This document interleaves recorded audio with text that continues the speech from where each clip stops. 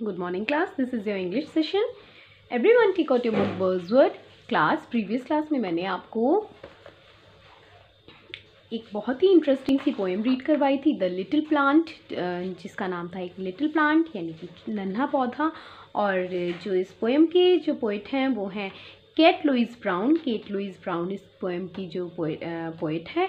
और मैंने आपको ये पोएम एक्सप्लेन करी थी, बहुत ही इंटरेस्टिंग पोएम थी, जिसमें एक छोटे से सीड यानी कि बीज की कहानी थी। और पोएट ने बताया था कि जो सीड है उसके अंदर क्या छुपा होता है, एक लिटिल छोटा सा प्लांट छुपा होता है। आप किसी भी बीज को मिट्टी में लगाओगे तो आप देखोगे कि कुछ दिन बाद उसमें से एक टाइनी प्लांट निकल आता है, छोटा सा नन्हा पौधा निकल आता है।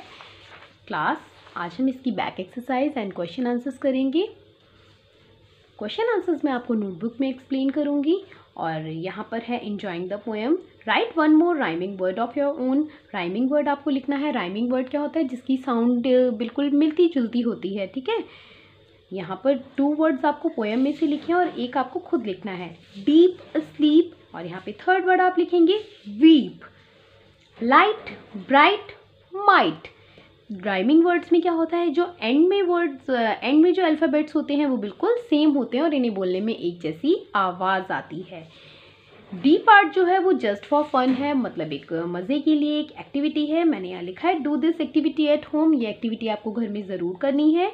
Take the seeds that your teacher will give you.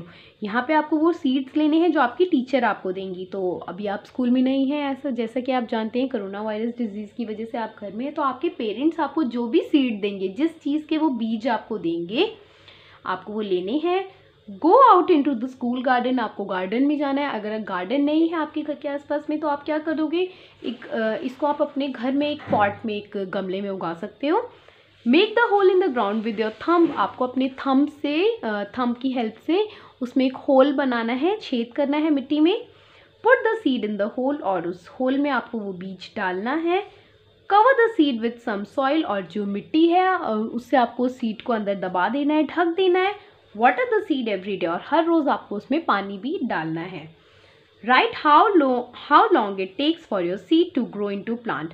और आपको बताना है कि जो आपका सीड है, आपका जो बीज है, ग्रो इनटू प्लांट बनने में उसको हाउ लॉन्ग यानी कितना टाइम लगा। इट टुक माई सीड, मेरे सीड को जो लगा dash days to wake up, यानी जो मैंने बीज लगाया था उसमें से कितने दिन में पौधा जो है वो उगाया, वो आपको लिखना है, ठीक है। ये एक्टिविटी सबको करनी है। It took my seed dash days to grow up into a plant, और उसमें से प्लांट जो है बड़ा सा, वो कितने दिन में वो प्लांट निकला उसमें, ठीक है। ये दोनों डेज आपको लिखने हैं और ये एक्टिविटी ज़रूर करनी है आपको, ठीक है। वैसे भी आप जानते हो प्लांट्स लगाना, पेड़ लगाना बहुत ज़रूरी है हमारे लिए, राइट। चलिए अब इसके क्वेश्चन आंसर्स मैं आपको नोटबुक में एक्सप्लेन करती हूँ। देखिए बच्चों, क्वेश्चन आंसर्स में यहाँ पर आपको लिखा है read these lines from the poem and answer the questions. यहाँ पे आपको कुछ लाइन दी हुई है पोएम में से, जो हमने पोएम पढ़ी उसी में से कुछ कॉन्टेक्स्ट दिया हुआ है, कुछ आपको कुछ लाइंस मिली हैं और उसी में से पूछे गए हैं आपसे questions.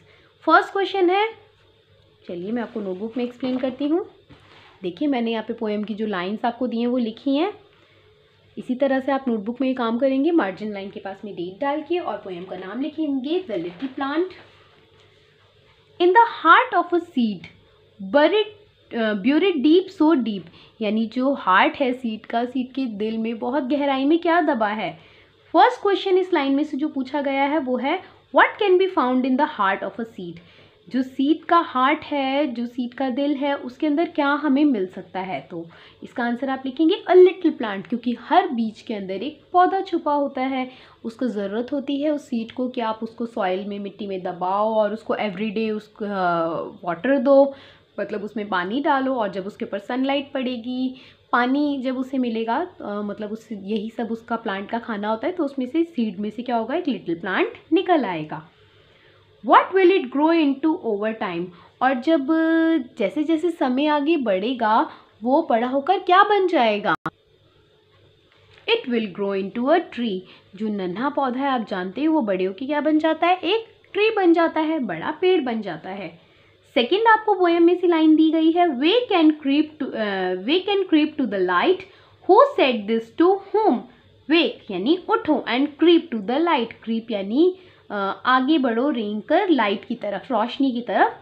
Who said this, who मतलब कि कौन, सेड यानी बोला, दिस टू ये जो वर्ड्स हैं कौन किससे बोला, हूँ मतलब किससे, किसने किसको ये बात कही कि आप उठो और रोशनी की तरफ आगे बढ़ो।